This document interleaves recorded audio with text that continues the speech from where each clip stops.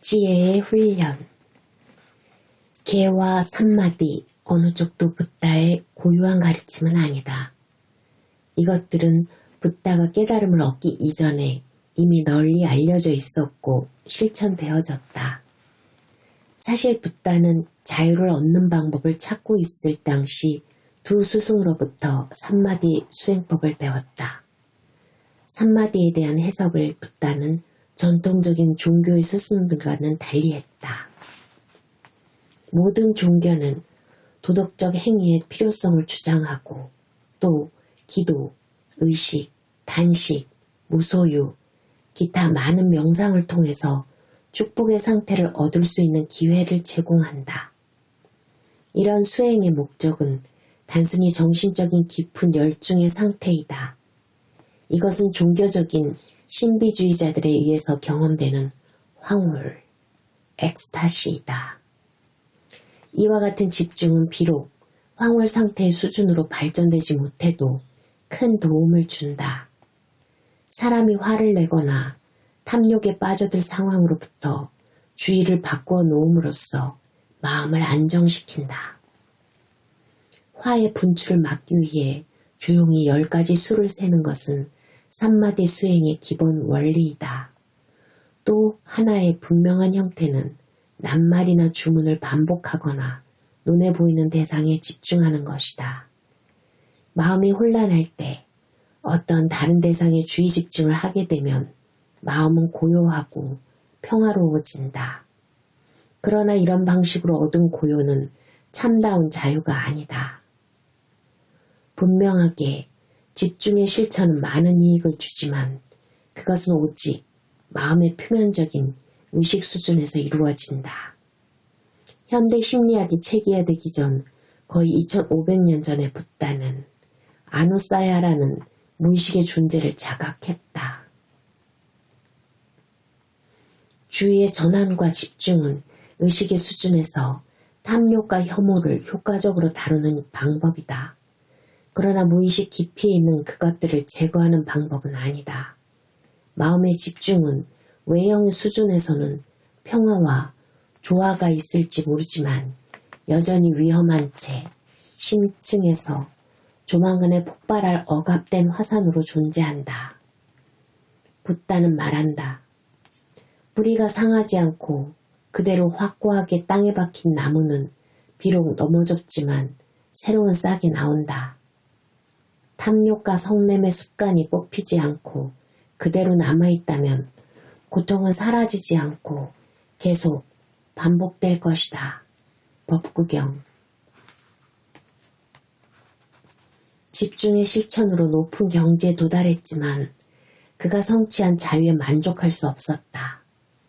그는 고통을 벗어나 행복에 이르는 길을 계속 찾기로 했다. 그는 두 가지의 길을 경험했다. 하나는 자기 자신의 욕망을 만족시키는 쾌락의 길이다. 이것은 성취하든 실패하든 많은 사람들이 걸어가는 세속적인 길이다. 그러나 붓다는 이 길이 결코 행복으로 인도될 수 없다고 보았다. 원하는 대로 모두 다 성취하는 그런 사람은 이 지구상에 없다. 사람들은 원하는 일이 제대로 이루어지지 않으면 어쩔 수 없이 고통을 받는다. 그들은 실패감과 불쾌를 경험한다. 원했던 것은 곧 사라질 것이고 만족은 순간적인 뿐이라는 두려움을 갖는다. 찾고 갈망하고 그 무엇을 그리워하는 사람은 항상 초조하다. 붓다는 세속을 떠나 사문의 길에 들어서기 전에 이 길을 경험했기 때문에 이것이 평화의 길이 아님을 알았다. 또 하나의 다른 길은 모든 욕망을 삼가는 고행의 길이다. 고행의 근본 이유는 탐욕과 혐오의 습관을 치유하고 마음을 정화시키는 것이다. 이러한 엄격한 고행은 세계 도처에 있는 종교적 현상이다. 붓다는 집을 나와 처음 여러 해 동안 이 길을 경험했다. 그는 그의 육체가 뼈와 가죽만 남을 때까지 여러 가지 고행 방법들을 실천했다. 육체를 괴롭히는 것이 마음을 깨끗하게 하지는 못했다. 고행을 이렇게 극단적으로 할 필요는 없다. 건전하지 못한 욕망을 삼가는 것보다 온전한 방법으로 실천할 수도 있다. 이런 종류의 자기 통제는 쾌락을 어느 정도 만족시키고 있지만 그래도 최소한 비도덕적 행위는 피하고 있는 것이다. 그러나 자기 절제가 오직 자기의 억압이라면 그것은 위험할 정도의 정신적 긴장을 발생시킨다. 모든 억압된 욕망은 자기 부정에 댐에 잠긴 홍수물과 같다. 어느 날 댐이 무너지면 성난 파도가 덮쳐온다. 조건되어진 마음이 있는 한 우리는 안전하고 평화롭지 못하다. 개는 매우 유용하지만 의지 순수한 힘만으로 유지할 수는 없다. 산마디의 발전은 도움이 되지만 심층의 깊이에 뿌리를 둔 문제에는 효능이 없다. 이 무의식의 뿌리가 깊이 박혀있는 한 진실하고 지속적인 행복과 자유는 없다. 만약 조건되어진 무의식의 뿌리가 마음속에서 제거되면 이때에야 건전하지 못한 탐욕의 위험이 없다. 또한 자기 억압의 필요성도 없다. 모든 건전하지 못한 충동들이 사라지고 갈망과 거부의 긴장이 사라졌기 때문에 그는 평화롭게 살아간다. 무의식의 뿌리를 제거하는 방법은 그것이 작용하는 마음의 심층을 꿰뚫어보는 기술이다.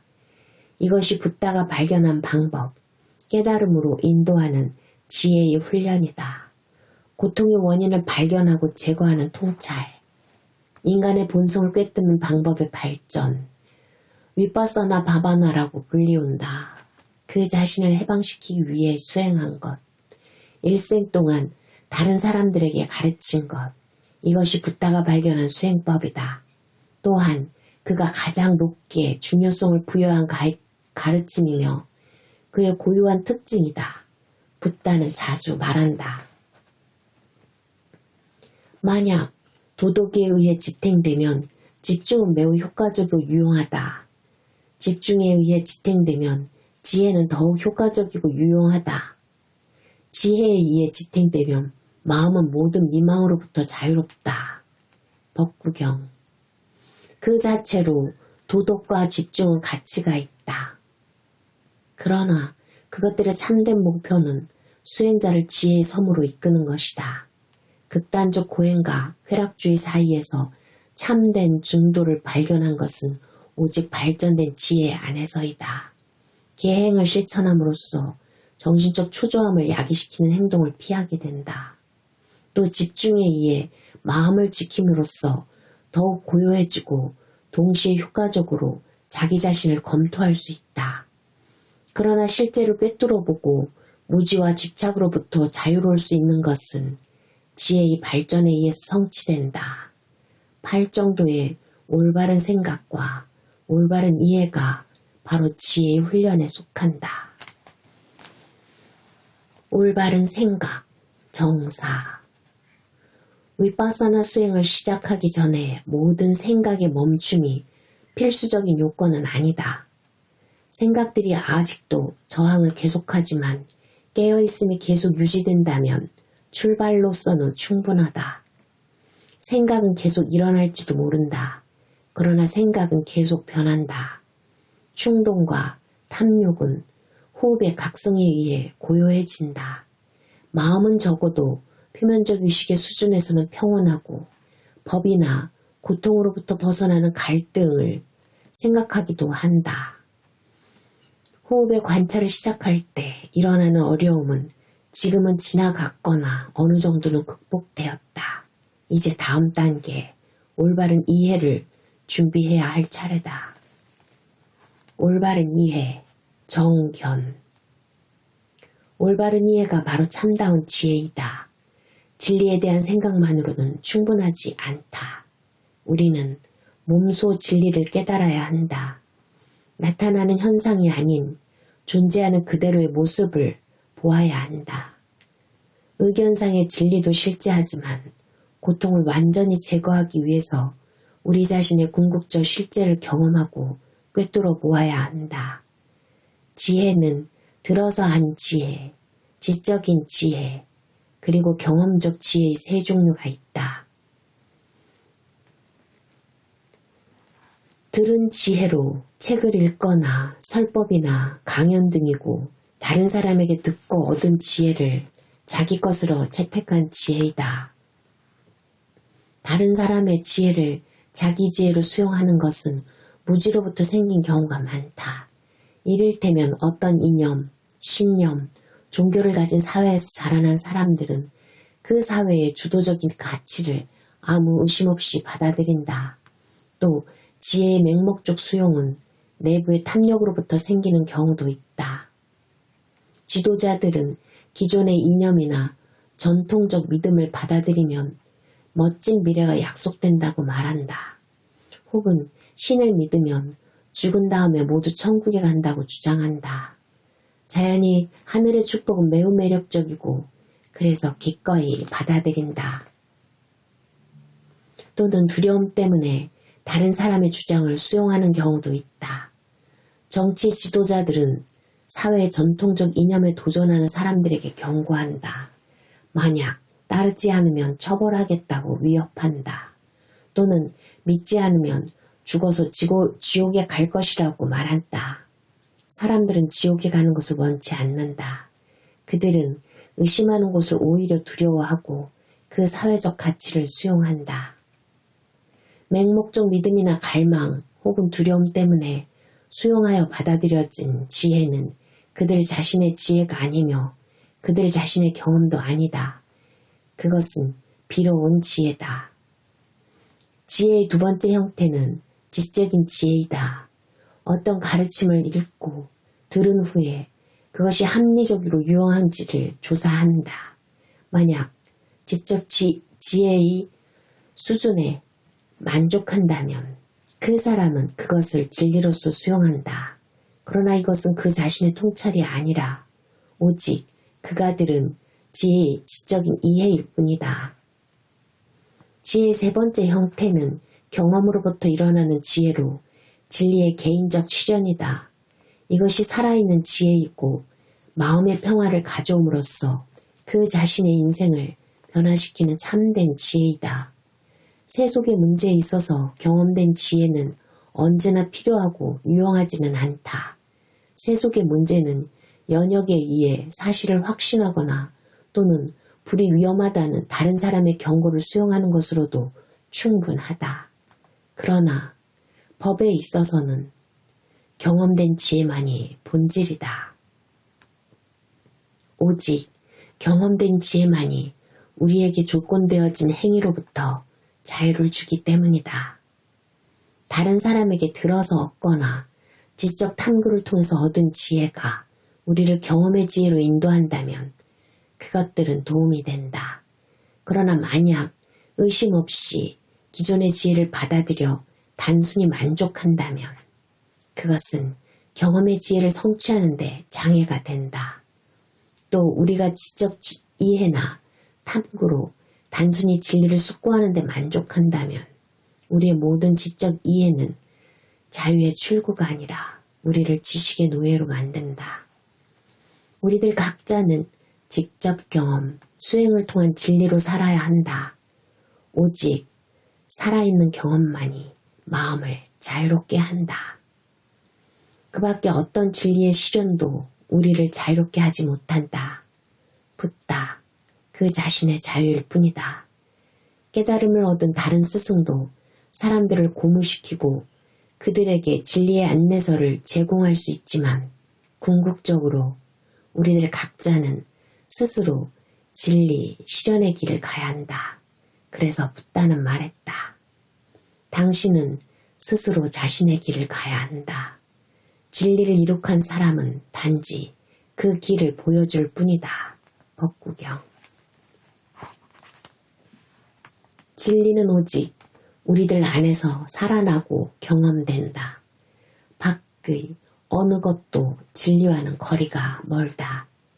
오직 우리의 내면에서만이 직접 실제를 경험한다. 지혜의 세 형태 가운데 처음 두 가지는 붓다의 가르침의 특징이 아니다. 붓다 이전에도 이 두 가지의 형태는 존재했고 붓다 시대에도 붓다는 무엇이나 가르친다고 주장한 사람들이 있었다. 세계에 대한 붓다의 기여는 진리를 개인적으로 실현하는 것이며 경험적 지혜를 발전시키는 방법이었다. 진리의 직접적인 실현을 성취하는 길이 바로 윗바사나 수행이다. 윗바사나 수행. 윗바사나는 진리에 대한 갑작스런 통찰, 번뜩이는 직관으로 기술된다. 윗바사나 수행을 보통 직관의 개발이라 부른다. 낱말 바사나의 의미는 보는 것, 우리가 눈을 뜨고 보는 일상적 의미이다. 윗바사나는 자기 안에 실제를 관찰하는 특별한 통찰을 의미한다. 이것은 주의 집중의 대상으로서 자신의 신체적 감각을 선택하여 성취된다. 이 기법은 자신의 감각을 조직적이고 냉철하게 관찰하는 방법이다. 이 관찰은 몸과 마음의 실제를 온통 다 드러낸다. 왜 감각을 주의 집중의 대상으로 삼는가? 첫째로 우리가 실제를 직접 경험하는 것은 감각에 의해서 가능하기 때문이다. 대상이 오간과 마음에 접촉되지 않는다면 그것은 우리에게 존재하지 않는다. 감각은 세계를 만나는 문이며 모든 느낌의 기반이다. 어떤 무엇이 6개의 감각과 접촉하면 느낌이 발생한다. 붓다는 이 과정을 이렇게 기술한다. 만약 어떤 사람이 막대기 2개를 서로 비벼대면 열이 나고 불꽃이 일어날 것이다. 이렇게 기분 좋은 경험의 결과로 유쾌한 느낌이 일어난다. 달갑지 않은 접촉의 결과로 불쾌한 느낌이 일어난다. 덤덤하게 경험되어진 접촉의 결과로 유쾌와 불쾌의 어느 쪽에도 속하지 않는 덤덤한 느낌이 일어난다. 법구경. 마음이나 육체와 대상과의 접촉은 느낌의 불꽃을 산출한다. 이 느낌은 정신적, 신체적 모든 현상과 세계를 연결하는 고리다. 경험의 지혜를 발전시키기 위해서 우리는 실제로 경험하는 것을 깨달아야 한다. 즉, 우리는 느낌에 대한 자각을 발전시켜야 한다. 더욱이 신체적 감각은 마치 호흡이 현재의 정신적 상태를 반영하고 있듯이 마음과 밀접한 관계를 가진다. 정신적 대상들, 생각, 관념, 상상, 감정, 기억, 희망, 두려움 등이 마음과 접촉하게 되면 느낌이 일어난다. 모든 생각, 감정, 정신의 행동은 육체 내의 상응하는 느낌에 따른다. 그래서 우리는 신체적 느낌을 관찰함으로써 역시 마음을 관찰한다. 느낌은 진리를 깊이 탐구하는 데 필수적이다. 세계 안에서 우리가 만나는 것은 무엇이나 신체 안의 느낌을 유발시킨다. 느낌은 육체와 정신이 만나는 교차로이다. 느낌은 육체 내부에서 일어나고 정신에 의해서 느낀다.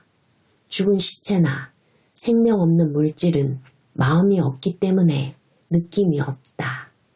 만약 우리가 느낌을 알아채지 못한다면 실제에 대한 우리의 탐구는 피상적이고 불완전한 채 남는다.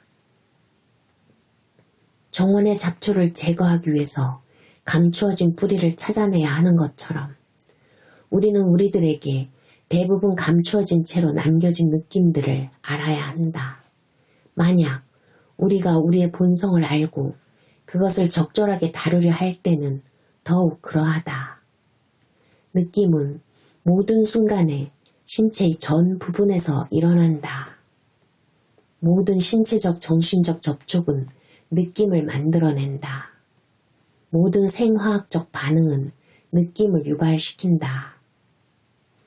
일상생활 속에서 의식은 느낌들을 지각할 만큼 필요한 집중이 결여되어 있다. 그러나 일단 호흡관법에 의해 마음을 예리하게 만들고 반응의 힘을 발전시키면 우리 내면에 있는 모든 느낌의 실제를 의식적으로 경험할 수 있다. 호흡을 관찰하는 수행에서 주된 노력은 호흡을 통제하고 단속하는 데 있지 않고 자연스러운 호흡을 관찰하는 데 있다.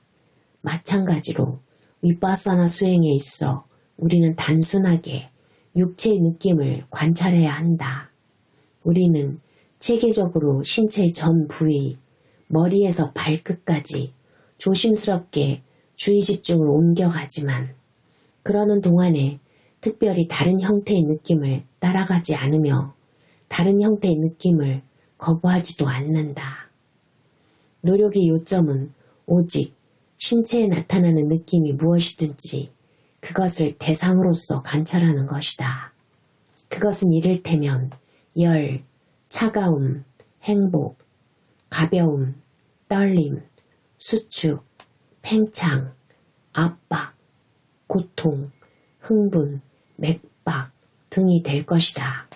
수행자는 특별한 느낌을 추구하기보다는 단지 자연스럽게 일어나는 일상의 신체적 느낌을 관찰한다. 느낌을 관찰하는 노력은 느낌의 원인을 발견하는 것이 아니다. 원인은 앉은 자세에서 신체적 허약이나 질병의 결과에서 먹은 음식에서 오는 분위기적인 조건일지도 모른다. 느낌의 원인은 중요하지 않다. 그것은 관심 밖이다. 중요한 것은 의식을 집중하여 육체의 일부에서 일어나는 순간에 발생되는 느낌을 자각하는 것이다. 이 수행을 처음 시작했을 때 우리는 신체의 일부에서 일어나는 느낌을 알 수 있다.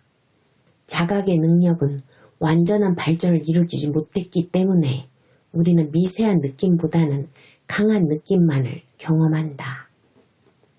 그러나 우리는 교대로 신체의 모든 부분에 계속적으로 주의를 집중시키고 조직된 순서에 따라 의식의 집중을 움직여 본다. 우리는 보다 강한 느낌에 의해 과도하게 이끌어진 주의에는 따라가지 않고 의식적으로 선택한 대상에 주의를 고정시키는 능력을 발전시킨다. 이제 우리는 순서적으로 신체의 각 부분에 의식을 집중하는 능력을 사용한다. 느낌이 분명치 않은 부분에서 우세한 부위로 뛰어들어가지 않고 몇 가지 느낌 속에서 머뭇거리거나 다른 느낌으로 도망가지 않으면서 이렇게 계속 주의 집중력을 키워가면 우리는 신체의 모든 부분에서 우리가 경험할 수 있는 지점에 점차 이르게 된다. 호흡을 관찰하는 수행에서 숨은 종종 무겁고 불규칙해지는 경우가 있다. 그러나 점차 규칙적이고 조용하고 가볍고 미세해진다. 마찬가지로 위파사나 수행의 시작에서도 사람들은 오래 지속할 것 같은 강하게 덩어리진 불쾌한 느낌을 경험한다. 동시에 강렬한 감정이나 오랫동안 잊었던 생각과 기억들이 일어나고 고통스럽기까지 한 정신과 육체의 불편함이 생긴다. 호흡 관찰을 방해하는 탐욕, 화, 게으름, 초조, 그리고 의식의 장애물들은 느낌의 자각을 불가능해 할 만큼 강력하게 반복되어 나타난다. 이런 상황에 직면하여 마음의 고요와 예민함을 다시 얻기 위하여 호흡의 각성 상태로 다시 돌아올 수밖에 없다. 참을성 있게 다시 집중을 획득한 수행자에게 이 모든 어려운 점이 첫 성공의 결과임을 이해해야 한다. 보다 깊이 숨은 조건되어진 것들이 자극을 받고 의식의 수준으로 튀어나온 것이다. 점차로 어떤 긴장도 없이 지속적인 노력으로 마음은 고요와 집중을 얻는다. 강한 감정이나 생각이 지나가고 수행자는 느낌의 자각으로 되돌아온다. 반복되고 계속되는 수행으로 강한 느낌들이 통일되어 섬세한 것으로 녹아들고 마침내 대단히 빠르게 일어났다가 사라지는 단순한 떨림으로 해체된다. 그러나 느낌이 쾌락이든 불쾌이든 강한 것이든 약한 것이든 다양한 것이든 통일된 형태의 것이든 수행에는 관계가 없다. 단지 수행의 요체는 느낌을 단순히 객관적으로 관찰하는 것이다. 불쾌감이 주는 불안이든지 쾌락의 끌림이든지 간에 우리는 수행을 멈추거나 혼란에 떨어지지 말아야 한다. 또 어떤 느낌에도 빠져들지 말아야 한다. 우리의 유일한 관심은 과학자가 실험실에서 관찰을 하듯이 단지 우리들의 집착을 관찰하는 것이어야 한다. 무상, 무아, 그리고 괴로움. 느낌을 계속 관찰할 때 우리는 가장 기본적인 사실로 우리의 감각적 느낌은 끊임없이 변한다는 것을 깨닫는다. 매 순간 신체의 모든 부위에서 느낌은 일어나고 모든 느낌은 변화의 표식이다.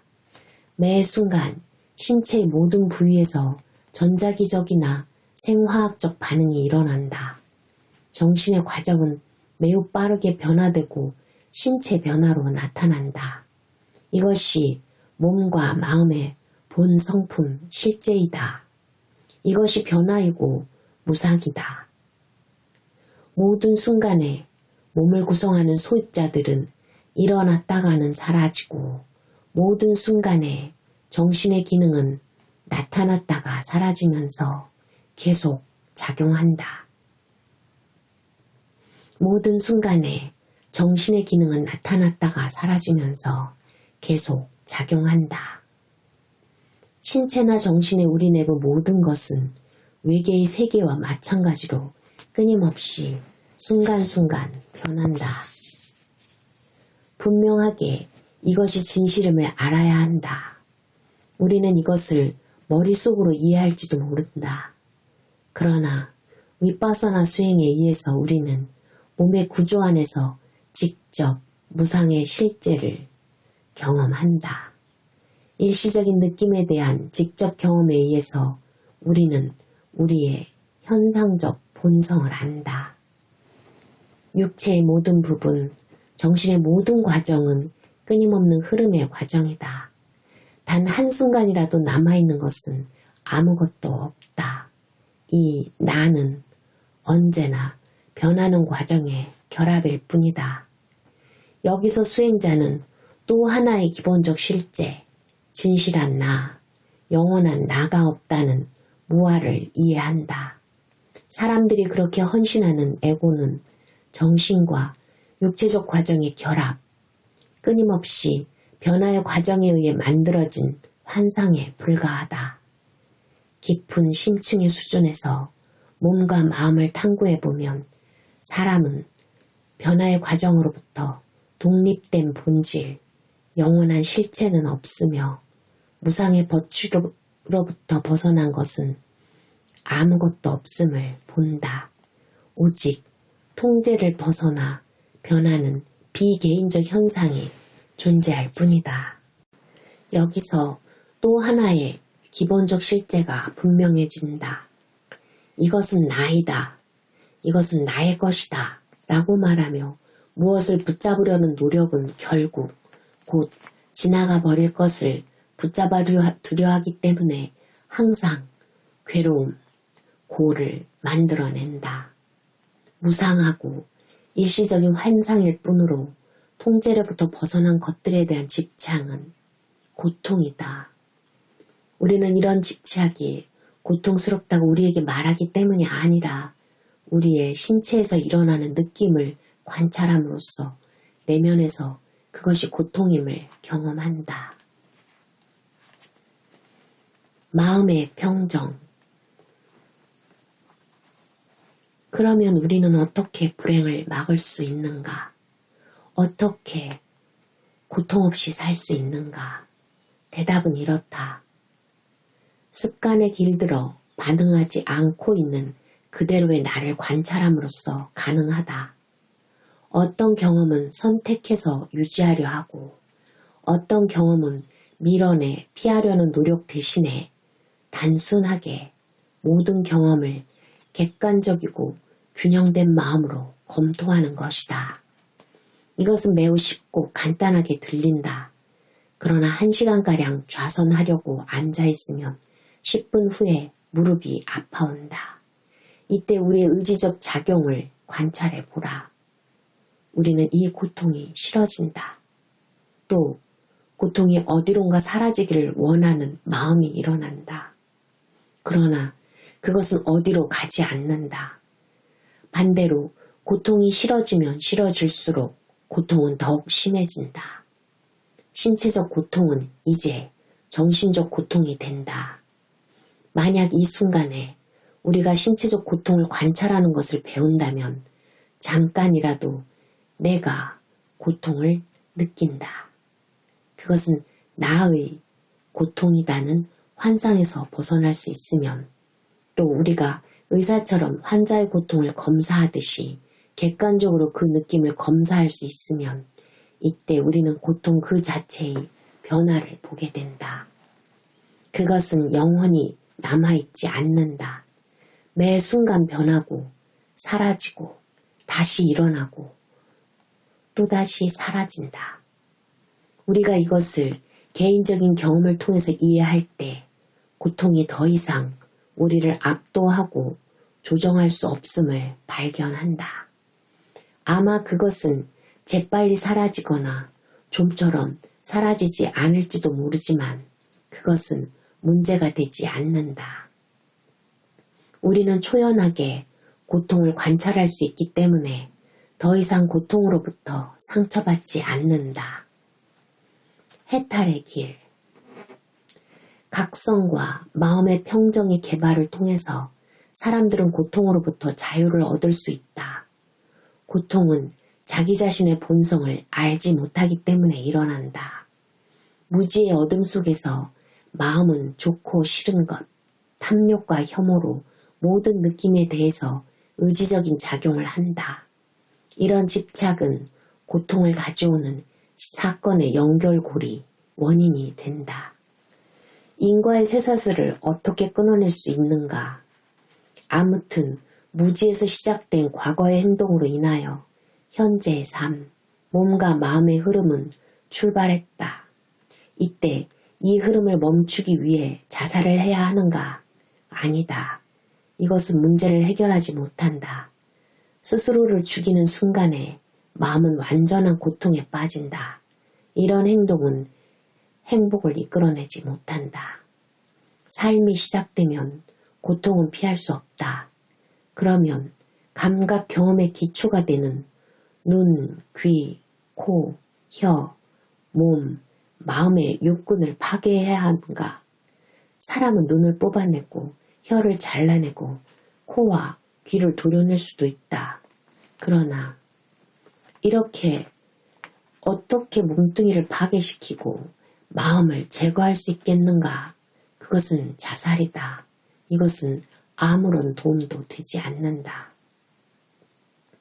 육군이 불가능하다면 육군의 대상이 되는 색, 소리, 냄새, 맛, 감촉, 법 등의 육경을 없애버려야 하는가? 이것도 불가능하다. 우주는 셀 수 없는 대상으로 가득 차 있다. 그것들을 모두 없앨 수 없다. 일단 육군의 감각들이 존재하면 그것에 상응하는 육경과의 접촉을 막을 수 없다. 접촉이 일어나자마자 그곳에는 반드시 느낌이 존재하게 된다. 그런데 바로 이곳이 인과의 쇠사슬을 무너뜨릴 수 있는 지점이다. 감각기관과 감각 대상과의 결정적 연결고리는 느낌이다. 모든 느낌은 쾌락이나 불쾌를 발생시킨다. 이 순간 좋아함이나 싫어함의 무의식적 반응은 다양하고 더욱 강렬해져 탐욕과 혐오, 그리고 집착으로 발전하여 현재와 미래의 고통을 만들어낸다. 이것은 결국 자동적으로 반복되는 맹목적 습관이 된다. 그러나 위파사나 수행에 의해서 우리는 모든 느낌을 각성하는 능력을 발전시킨다. 수행자는 느낌에 대해 좋아함과 싫어함도 없이 냉정하게 조사한다. 그것에 새로운 느낌을 첨가하지 않고 모든 느낌에 대해 통찰만을 발전시킨다. 이것은 무상하다. 마땅히 변화될 것이다. 사라질 것이다. 마침내 느낌의 사슬은 부서지고 고통은 멈춘다. 탐욕과 혐오의 새로운 반응은 없다. 그래서 고통을 야기시킬 어떠한 원인도 없다. 고통의 원인은 즉 탐욕과 혐오의 맹목적인 반응, 정신적 행위이다. 마음이 한결같이 느낌을 자각하고 있을 때 여기에 무의식적인 선택은 없다. 고통을 만들어내는 원인은 없다. 우리 스스로의 힘으로 고통을 멈추게 할 수 있다. 붓다는 말한다. 모든 행위는 무상하다. 그대가 참된 통찰로 꿰뚫어 이것을 안다면 이때 그대는 고통으로부터 초연해진다. 이것이 정화의 길이다.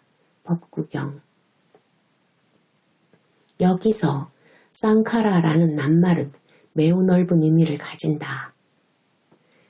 마음의 맹목적 의지작용을 쌍카라라고 부르지만 그런 행동의 결과도 역시 쌍카라라고 부른다. 삶에서 만나는 모든 것이 결과이다. 그러므로 가장 넓은 의미로 쌍카라는 창조되거나 세계 내에서의 무엇을 뜻한다. 그래서 형성되어진 모든 것은 무상하다. 우주 안에서 정신적이든 물질적이든 위파사나 수행에 의해 경험적 지혜로 이 명제가 관찰될 때 고통의 원인이 사라졌기 때문에 고통은 사라진다.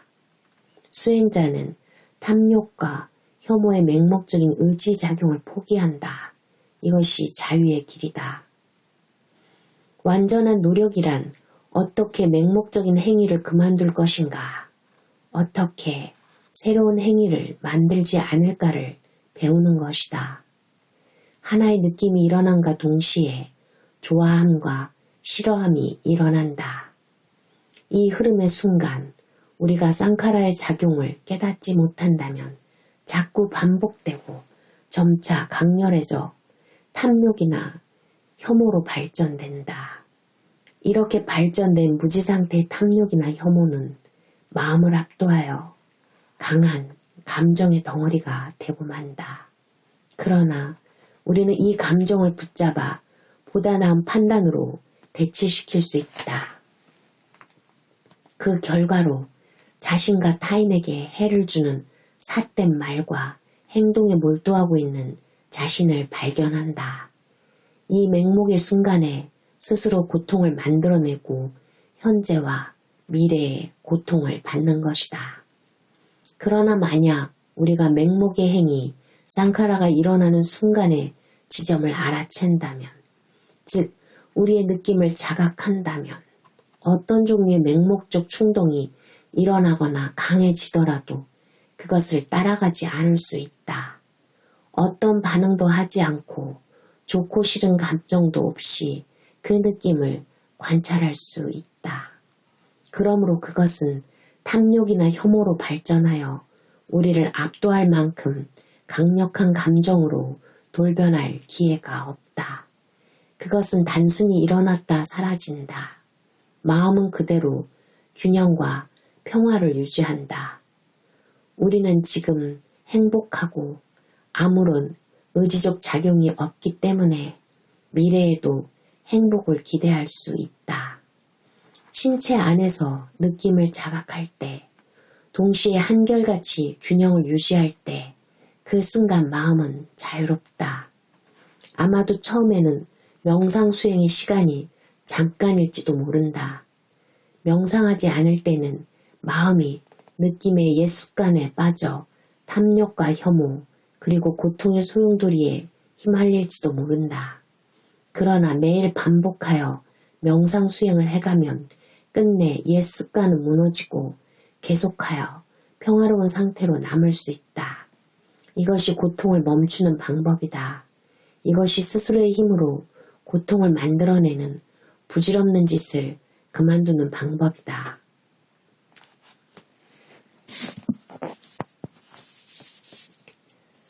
질문과 대답.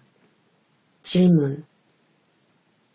왜 우리는 순서에 따라 육체에 대한 주의 집중을 옮겨가야 하는가? 대답. 우리는 마음과 신체의 완전한 능력을 탐구하는 중이다. 이것을 위해 신체의 모든 부위에서 어느 곳도 빠뜨리지 말고 일어나는 것을 느끼는 능력을 발전시켜야만 한다. 만약 당신이 주의 집중을 이곳 저곳으로 마구 옮긴다면 자연히 강한 느낌 쪽으로 끌리게 된다. 따라서 당신은 신체의 다른 부분에 대해서는 게으름을 피우게 되고 미세한 느낌을 관찰하는 방법을 배울 수 없게 된다. 당신의 관찰은 부분적이고 불완전하며 피상적인 것으로 남는다. 그러므로 항상 순서에 따라 주의 집중을 옮겨가는 것이 중요하다. 질문. 우리는 우리 느낌을 만들어내지 않음을 어떻게 아는가? 대답. 당신 스스로 실험할 수 있다. 당신이 느끼는 느낌이 진실인지 어떤지를 의심한다면 당신은 자기 자신에게 명령을 하는 자기 암시의 방법을 사용할 수 있다. 만약 느낌이 자기 암시로 인하여 변한다면 이 느낌은 진실한 것이 아니다. 이때 모든 경험을 내던지고 잠깐 동안 호흡의 관찰을 다시 시작해야 한다. 그러나 당신이 그 느낌을 통제할 수 없다고 판단하면, 느낌이 당신의 의지에 따라 변하지 않는다면 당신은 모든 의심을 버리고 그 경험이 진실하다고 받아들이라. 질문. 만약 이 느낌들이 진실하다면 왜 일상생활에서 그것들을 느끼지 못하는가? 대답. 무의식의 수준에서 당신은 느낀다. 의식되는 마음은 알지 못한다. 그러나 모든 순간의 무의식은 육체 내부의 느낌을 느끼고 그것들에 반응한다. 이 과정은 온종일 일어나고 윗바사나 수행에 의해서 당신은 의식과 무의식의 벽을 무너뜨린다. 당신은 당신이 경험하는 모든 것의 정신적, 신체적 구조 내에서 일어나는 모든 것을 알아채게 된다. 질문. 일부러 육체적 고통을 느끼는 데 열중한다면 그것은 메조키즘처럼 들린다. 대답. 단순히 고통을 경험하는 것이라면 그럴지도 모른다. 그러나 당신은 객관적으로 고통을 관찰할 필요가 있다. 당신이 맹목적인 습관에 반응 없이 관찰할 때 자동적으로 마음은 고통의 현상을 뛰어넘어 순간순간에 일어났다 사라진 떨림인 미묘한 마음의 성품을 꿰뚫어보기 시작한다. 그리고 당신이 미묘한 마음의 성품을 경험할 때 고통은 당신을 지배할 수 없다. 당신은 스스로 주인이 되어야 한다. 이때 당신은 고통으로부터 자유롭다. 질문. 그러나 고통은 신체 일부의 혈액의 공급이 중단되었음을 표시한다. 이런 신체의 반응을 무시해도 좋은가? 대답. 이 수행은 몸에 해롭지 않고 해롭다면 권하지 않을 것이다. 수많은 사람들이 이 방법을 수행해 왔는데 이 수행으로 자신을 해친 사람이 있다는 소리를 들어본 적이 없다. 생각보다 우리의 몸은 유연하고 수능성이 좋다. 균형 잡힌 마음으로 그것에 직면한다면 고통은 사라진다. 질문. 6감각의 문, 이를테면 색에 대한 눈의 접촉, 소리에 대한 귀의 접촉을 관찰함으로써 윗바사나 수행은 가능하지 않는가? 대답. 그렇다. 그러나 관찰은 느낌의 자각을 포함해야 한다. 6개의 문에서 접촉이 일어날 때마다 느낌은 발생한다. 만약 당신이 그것을 자각하지 못한다면 당신은 맹목적인 의지가 작용하는 지점을 놓치게 된다. 감각의 대부분은 접촉이 간헐적으로 이루어진다. 어떤 때는 귀로 소리를 듣지만 또 어떤 때는 듣지 못한다. 그러나 심층의 수준에서 모든 순간에 마음과 물질의 접촉이 상존하고 계속적으로 느낌을 일으킨다. 이런 이유로 관찰된 느낌은 무상의 현실을 경험하는 가장 손쉽고 생생한 방법이다. 질문. 만약 우리에게 오는 모든 것을 받아들이고 단지 관찰만 한다면 어떻게 발전을 기할 수 있는가? 대답. 발전이란 당신이 마음의 평정을 이룰 수 있는지에 따라 측정된다. 당신은 느낌을 변화시킬 수 없고 느낌을 만들어낼 수도 없기 때문에 당신은 마음의 평정을 제외한 어떤 다른 선택도 없다. 무엇이 오면 그것은 쾌감이나 불쾌 등 이런저런 형태를 취한다. 그러나 마음의 평정을 유지한다면 당신은 확실히 수행의 길에서 진보를 이루고 있는 것이다. 당신은 맹목적인 의지작용에 오랜 정신습관을 깨뜨리고 있다. 질문. 마음의 평정은 명상할 때만 가능하다. 어떻게 일상생활 속에서도 마음의 평정을 유지할 수 있는가? 대답. 일상생활 속에서 문제가 일어날 때 잠깐 멈추고 균형 잡힌 마음으로 당신의 느낌들을 관찰하라. 마음이 고요하고 균형을 잃을 때 당신이 결정한 것은 무엇이나 좋은 것이다. 마음이 균형을 찾지 못했다면 이때 어떤 결정이든 그것은 오랜 습관의 반응이다. 당신은 부정의 반응들을 긍정적 행동으로 바꾸는 것을 배워야 한다.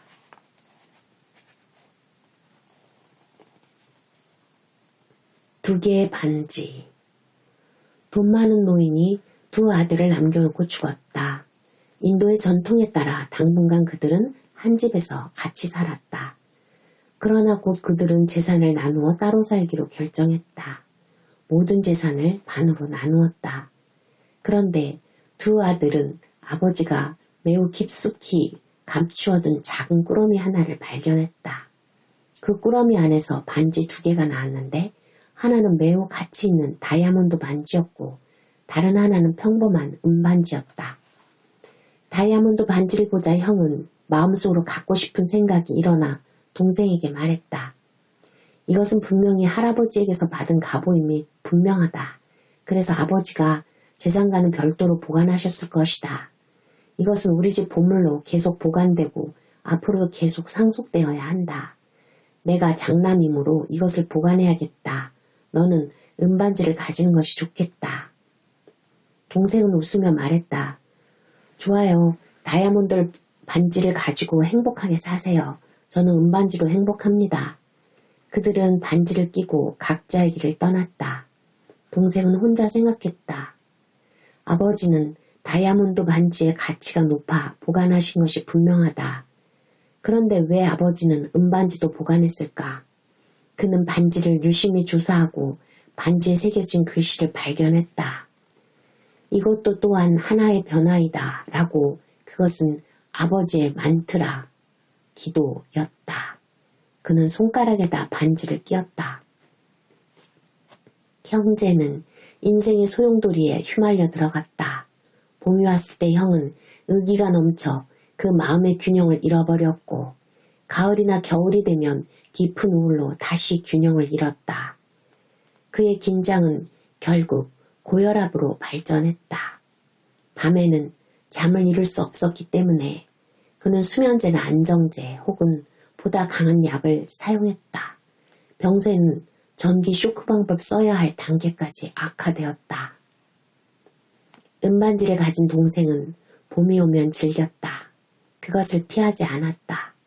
그는 반지를 보면서 이것도 하나의 변화이다 라고 생각했다.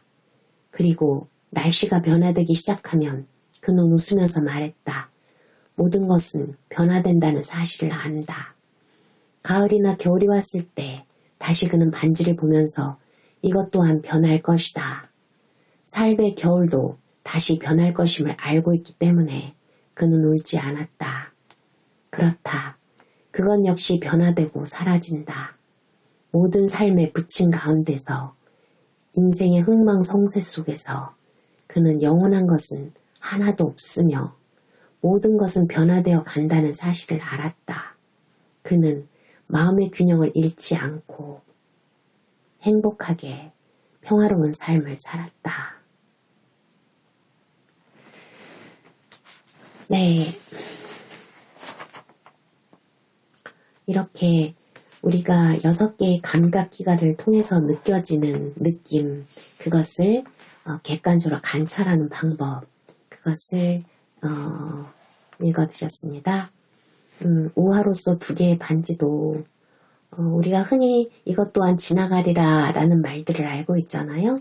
그거와 같은 맥락이네요. 이것 또한 하나의 변화이다 라고 생각하면서 지금의 힘든 거 잘 버텨나가시기를 기도합니다. 들어주셔서 감사합니다.